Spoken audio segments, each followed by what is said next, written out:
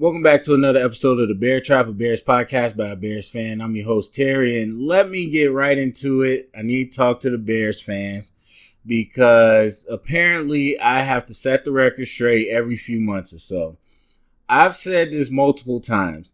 People fan in different ways. I'm not here to tell you how to fan. Some people like to fan by showing up to every single game, traveling around, putting on all the gear. Some people like to fan by just clapping up every single move that the team makes and every good play and ignore every bad play. Some fans are very critical. Some fans are in between. Some fans just represent Chicago and don't even follow the Bears a whole bunch. I'm not going to tell you how to fan. This channel's never telling you who's a true fan and all that. I think all that's ridiculous. If you support the Chicago Bears, you can do it in different ways. From the start, when I started this, I have made it very clear. This is my background. This is how I analyze. This is how I look at it. I come from a background of logic and reason to get to the ultimate goal. If that's not how you fan, then fine. I'm not telling you you have to look at it the way I look at it, or I'm not telling you have to repeat what I say. You can go ahead and do what you want, but when you come to me complaining because of the way I do it, all I have to say is no one made you listen to the channel. Like, this is what the channel is. It's not going to change anytime. It's going to continue to be the same thing. And so if you continue to come back week after week listening, I'm not sure what it is you think is going to happen. I'm going to continue to go about it the same way. And so for me, a lot of people with the feedback and the silly comments, it's just like, okay, I don't know what to tell you. You don't have to listen. No one's forcing anybody. I started this channel because the sports media, which is a whole nother issue, is absolutely ridiculous and has no real football vision outside of a few people I respect. So I wanted to talk and have my own commentary and create my own circle of people that wanted to talk about the Bears and the draft. And that's where we are. So I'm going to stay true to what I think is relevant and important when it pertains to analysis. And that's just what it is.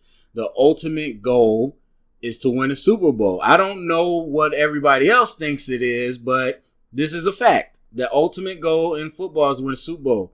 It's not to win a Monday night game against the Redskins. It's not to win the division. It's not to make it to the playoffs. It's not to make it to the Super Bowl. It's to win a championship. And so when I discuss, especially now that we are a contending team, when I discuss ways to improve, I'm talking about towards the ultimate goal. And the fact is, a lot of you have no clue what it takes to get to the ultimate goal. A lot of you have no clue what it takes to run and actually coach a team.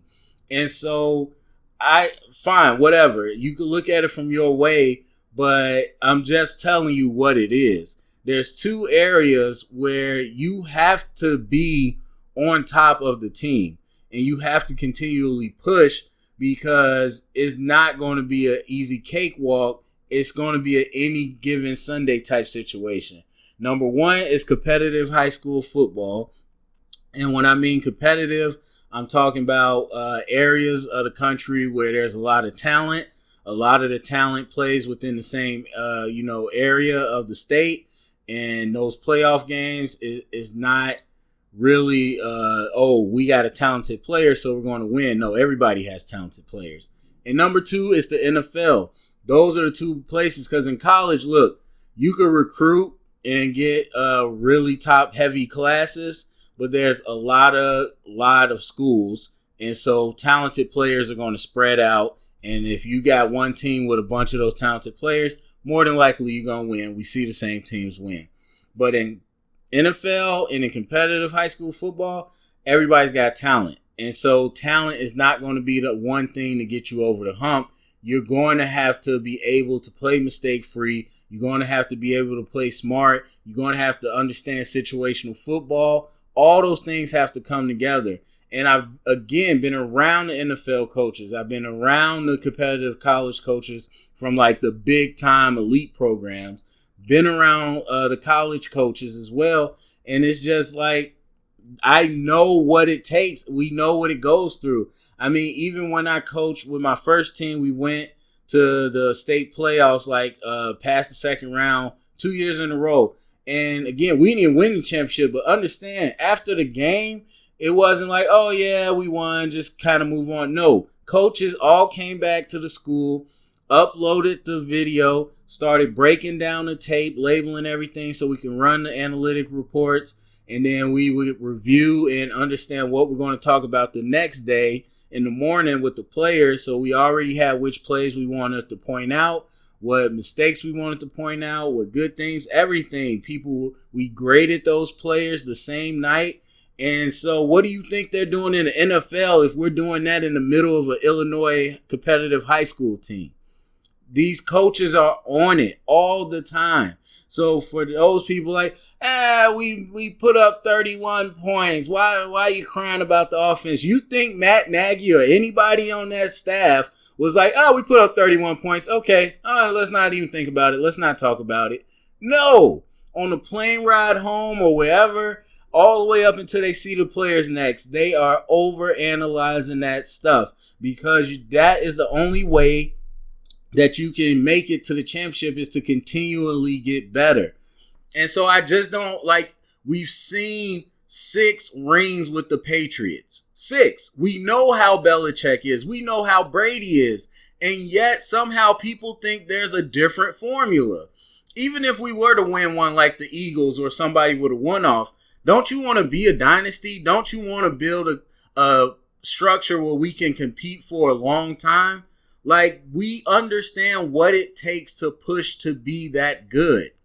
And that you hear people talk about Belichick, what makes him different. He always prepared. He always knows what situations to work on. And that comes from studying. That comes from pointing out what we're weak in and understanding. So they say Belichick keeps switching up the style and it keeps working because he knows what the team is weak at.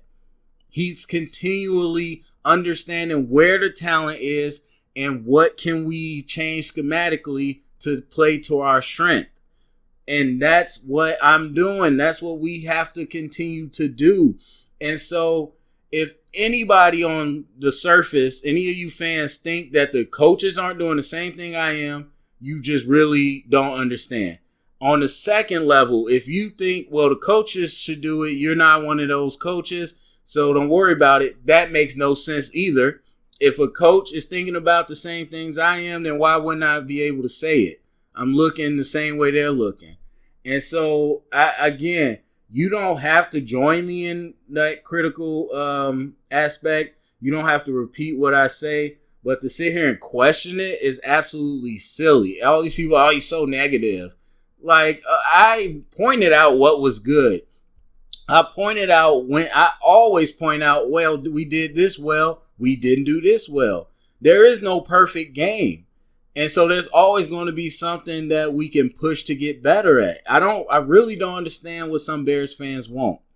I don't know. Like, they just want the win, to see the W in the column and be like, okay, move on. I don't need to think about anything else. Or do they want to look at the stats at the end of the game and be like, oh, okay, obviously we were good, like 31 points, or Trubisky with how many touchdowns. It's like, you have to look at that in context. You have to actually look at the actual way the game played out. It's not as easy as just numbers, and that's why I don't care about stats that much. You have to actually know the story behind it. There is no team, even when you run analytics, there is no team like, okay, we'll rank this in this category, or Trubisky had this night, and Khalil Mack had this night, so, okay, obviously we're good. No, I get 1,000,000% guarantee it. No, we're watching every clip. We're watching every play from 2 different angles, 3 different angles. We're going over everybody's assignment. We're breaking it all down. And if we do that in high school, I double guarantee you they are doing it at a higher level in the NFL.